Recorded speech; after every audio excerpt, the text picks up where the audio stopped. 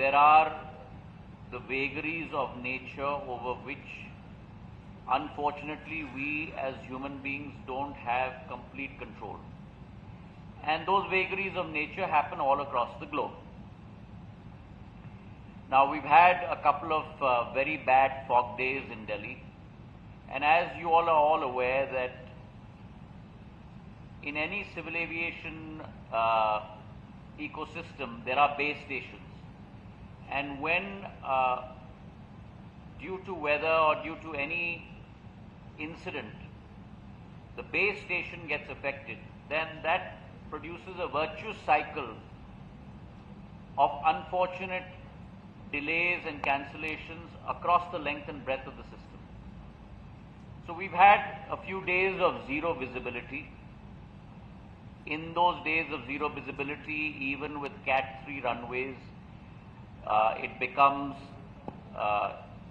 difficult, if not impossible, for landings and takeoffs, because I'd like you to understand that landing and takeoffs are not determined by runway capacity alone. They are determined by three independent variables, and those three independent variables are the capability of runways to land and take off aircraft, the capability of aircraft to land under certain RVR, runway visibility range, and then the capability of the human resource to be able to land and take off within a certain range. And it's the highest common factor between those three that determines that capability. So that caused a chain of events which led to this aircraft coming into the airport, and then, as opposed to it going into a parking stand for reasons that I cannot even imagine, it was sent off into a parking bay. I have repeatedly said that safety and security of our citizens is primary for us under civil aviation. And therefore, within hours of being informed or getting to know of that incident happening, beyond the stroke of midnight, a meeting was held with all officials within the ministry. The show cause notice was immediately issued.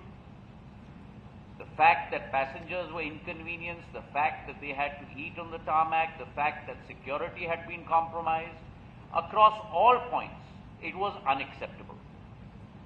And within 3 to 4 hours, notices were issued, and within 24 hours of the notices being issued, the necessary penalties have been levied.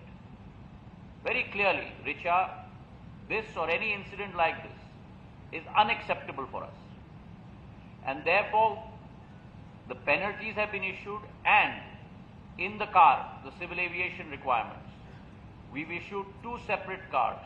One for the additional steps that need to be taken with regard to fog environment by airlines separately, by airports separately. And secondly, if in the event an aircraft is diverted, such as what happened in this incident, what are the SOPs that need to be in place that every airline and every airport operator needs to follow to the T, i.e., it should be taken to a contact stand.